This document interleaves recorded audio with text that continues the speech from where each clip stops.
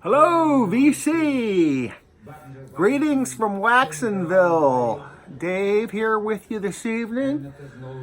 Hit the antique store earlier in the week and picked up 4 gems. And I thought that I'd share them. This antique store is pretty cool. It's about 4 miles from here. And every time I go in there about every 2 weeks maybe, and every time I go in there, there's something new. It's like there's some guy that comes in there every week and puts in new stuff.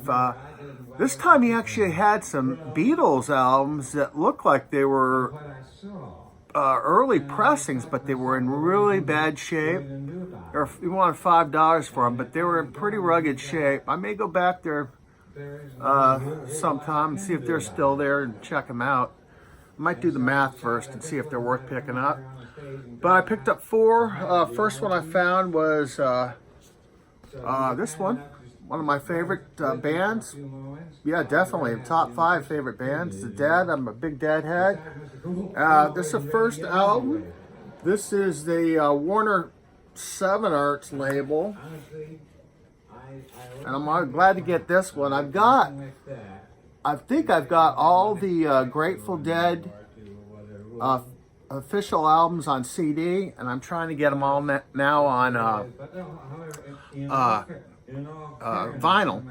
And this is definitely good to have. Now it says on here that this is actually a mono. These are actually mono albums, and this sticker, they put the stereo sticker over it for some reason. That's one story I heard from Discogs, but I'm not sure about that.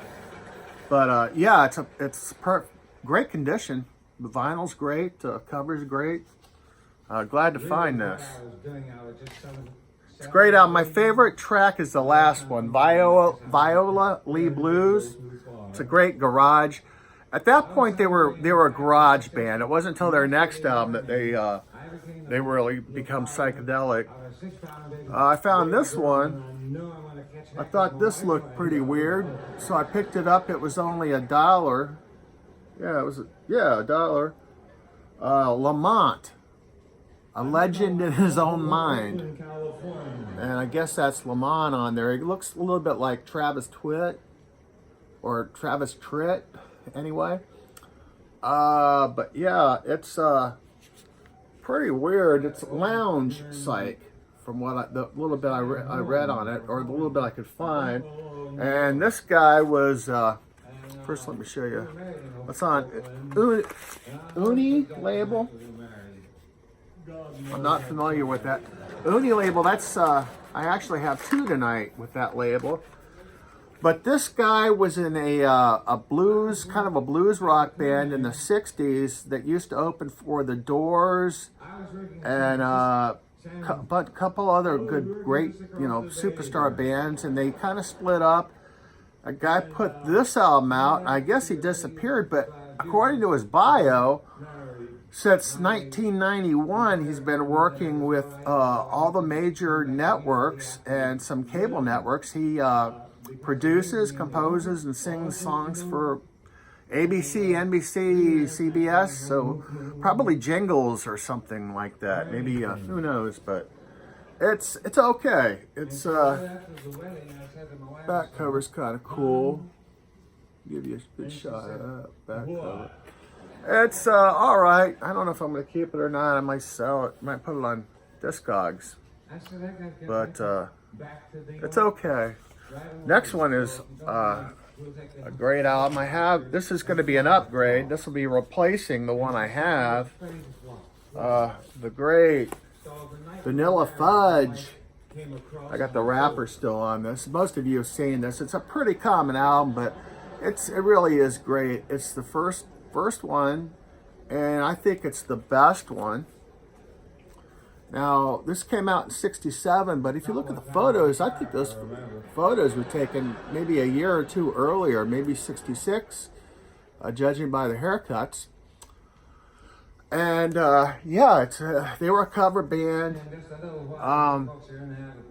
This album is all covers. Of course, they got the great Keep Me Hanging On by the The Supremes, I believe. Yeah, I believe it was the Supremes.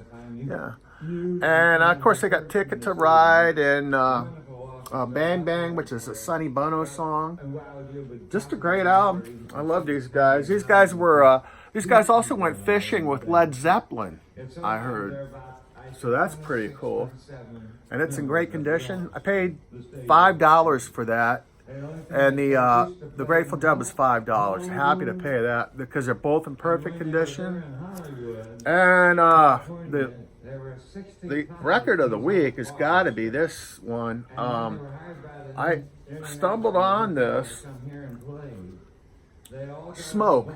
The first thing I was thinking about, it may have been this a British band called The Smoke, who had a track on one of the second Nuggets box set. But no, this isn't the British one. This is another one that came out in '68. Sure, the front cover's. I didn't know what to make of this by the front cover. It looked like I don't know, banquet of some sort. And the back cover is a little bit more trippy. The back cover's got some damage, but it's a little bit more trippy. I put this on, and I immediately rang it up on my iPad, and apparently these guys are a lot like Canned Heat. There are a lot of similarities between these guys and Canned Heat. But these guys have an organ player that stands out a lot, and these guys are almost just as crazy. Yeah, these guys may even be crazier than Canned Heat. The lead singer is pretty funny, and it's almost a concept album. It's about this guy and his girlfriend who, I guess, spend days getting high and sneaking in. At one point, they sneak into a Jimi Hendrix concert. Then at the second side, they go to a pro pot rally and get arrested. And the funny thing about it is the last track, it's called The Iron House. Second to last track, it's called The Iron House. And this guy is, the lead singer is bitching because he's going to jail, and he knows by the time he gets out of jail, weed will be legal. And it's actually exactly what happened. But it's really funny. I got a little sticker on here that says it's a sample copy. And apparently they have another album out too. I'll have to check out because that's just this album's off the hook. Funny. It's got great boogie, Canned Heat style boogie. It's also on the Uni label. And I've got information on how to get the latest Bill Cosby LP. Incidentally, I heard he put the roofies in the Jell-O.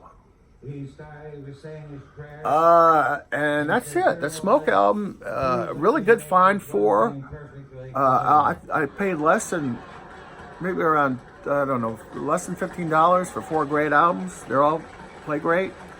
And that's about all I got. I hope everybody had a great Father's Day. And I'll talk to you all later. 73 is all.